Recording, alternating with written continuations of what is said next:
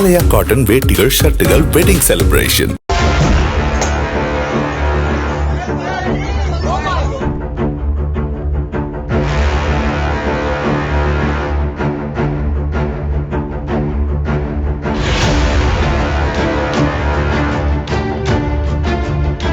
நாட்டையே நிலைகுலைய வைத்த 25 பேர் பலியான கோவா தீ விபத்தில் தடயவியல் பரிசோதனையில் புதிய திருப்பம் ஏற்பட்டுள்ளது.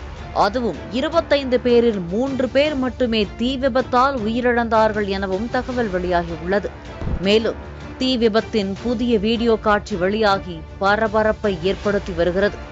உயிரிழப்புகள் ஏற்பட்டதற்கு காரணம் என்ன, கேளிக்கை விடுதியில் நடந்தது என்ன என்பது குறித்து விவரிக்கிறது இந்த செய்தி தொகுப்பு. நாட்டின் முக்கிய சுற்றுலா தலங்களில் ஒன்றான கோவாவில் வழக்கம் போல வீக்கெண்ட் கொண்டாட்டம் களைகட்ட ஆரம்பித்தது. அம்மாநிலத்தின் வடக்கில் உள்ள அர்போராவில் நதிக்கரையோரம் ரோமியோ லேன் என்ற நைட் கிளப்பில் இசை கச்சேரி தொடங்க அந்த இசைக்கு ஏற்ப நடனமங்கை நளினத்துடன் நடனமாடியதை சுமார் 100க்கும் மேற்பட்ட இளைஞர்கள் உலகை மறந்து ரசித்து ஆட்டம் போட்டுக் கொண்டிருந்தனர். திடீரென மேற்கூரையில் ஏற்பட்ட தீயை கண்டு அனைவரும் அலறி அடித்து ஓடத் தொடங்கினர். நைட் கிளப்பின் மேற்கூரை பனை ஓலையால் பின்னப்பட்டு இருந்ததால் கண்ணிமைக்கும் நேரத்தில் தீ மளமளவென பரவியது. கொழுந்து விட்டு எரிந்த தீ, கரும்புகை மூட்டம், குறுகலான பாதை என தப்பிப்பதற்கு கொஞ்சம் கூட வழி கிடைக்காமல் இளைஞர்கள் அலை மோதி உள்ளனர். அது மட்டுமல்ல, தீயணைப்பு வாகனம் அந்த நைட் கிளப்பை நெருங்கவே முடியவில்லை. காரணம், நைட் கிளப்பிலிருந்து சுமார் 400 மீட்டர் தொலைவு வரை மட்டுமே தீயணைப்பு வாகனத்தால் செல்ல முடிந்தது. அந்த அளவிற்கு நுழைவு வாயில் மிகவும் குறுகலாக இருந்துள்ளது. நீண்ட போராட்டத்திற்கு பிறகு தீ அணைக்கப்பட்ட நிலையில் நைட் கிளப் முழுவதும் தீ கிரையானது. பார்ட்டியில் பங்கேற்ற 25 பேர் உயிரிழந்தனர்.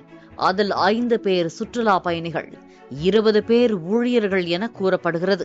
மேலும் 6 பேர் சிகிச்சை பெற்று வருகிறார்கள்.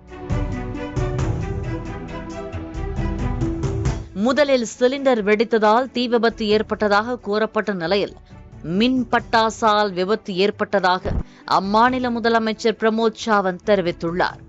அதாவது, இசை மற்றும் நடன கச்சேரியின் போது மின் பட்டாசு கொளுத்தியதில் மின்சாரம் கசிந்து பனை ஓலையில் பட்டு பயங்கர தீ விபத்து ஏற்பட்டதாக புதிய தகவல் வெளியாகியுள்ளது.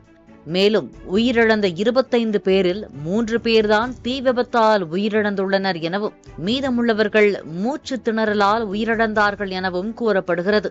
தீ விபத்துகளில் மரணம் பொதுவாக தீக்காயங்களால் அல்ல, அதனால் ஏற்படும் புகையால் தான் என கூறப்படுகிறது. தீ விபத்துகளில் புகை வெளியேறும் போது கார்பன் மோனாக்சைடு மற்றும் ஹைட்ரஜன் சயனைடு போன்றவை ஆக்சிஜன் அளவை குறைத்து மூச்சு திணறலை ஏற்படுத்தி உயிரிழப்பை உண்டாக்குகின்றன எனவும் தடயவியல் நிபுணர்கள் தெரிவிக்கின்றனர். உலகளவில் மருத்துவ மற்றும் தடயவியல் ஆய்வுகள் தீ தொடர்பான இறப்புகளில் 50-80% நச்சு வாயுக்களை உள்ளிழுப்பதும் ஆக்சிஜன் குறைவும் காரணமாகின்றன என்பதை காட்டுகின்றன. அப்படித்தான் கோவா விபத்திலும் உயிரிழப்பு ஏற்பட்டிருப்பதாக கூறப்படுகிறது. இப்படிப்பட்ட உயிரிழப்புகளை தடுக்க கட்டிட பாதுகாப்பு விதிமுறைகளை முறையாக கடைபிடிக்கிறார்களா என்பதை அரசாங்கம் ஆய்வு செய்து சரியான காற்றோட்டம், தீ வெளியேற்றத்திற்கான வழிகள், புகை கண்டறிதல் மற்றும் பொது விழிப்புணர்வு தேவை எனவும் கூறப்படுகிறது. இது தொடர்பாக கிளப் உரிமையாளர் சௌரப் லோத்ரா உட்பட 4 பேர் கைது செய்யப்பட்டுள்ளனர். உயிரிழந்தோர் குடும்பத்தினருக்கு 5 லட்சம் ரூபாய் நிவாரண உதவி வழங்கப்படும் என அம்மாநில முதலமைச்சர் அறிவித்துள்ளார். இதேபோன்று உயிரிழந்தோர் குடும்பத்தினருக்கு பிரதமர் நிவாரண நிதியிலிருந்து 2 லட்சம் ரூபாய் வழங்கப்படும் என அறிவிக்கப்பட்டுள்ளது. மேலும் கோவாவில் உள்ள சட்டவிரோதமான விடுதிகளை கண்டறிந்து உரிய நடவடிக்கை எடுக்கவும் அம்மாநில முதலமைச்சர் உத்தரவிட்டுள்ளார். தெற்கு கோவா ஆட்சியர் தலைமையில் அமைக்கப்பட்டுள்ள உயர்மட்ட குழு 1 வாரத்தில் அறிக்கை சமர்ப்பிக்க உள்ளது. அதன் பிறகே தீ விபத்திற்கான உண்மையான காரணம் தெரியவரும் என எதிர்பார்க்கப்படுகிறது. ஆலயா காட்டன் வேட்டிகள், ஷர்ட்டுகள், வெட்டிங் செலிப்ரேஷன்.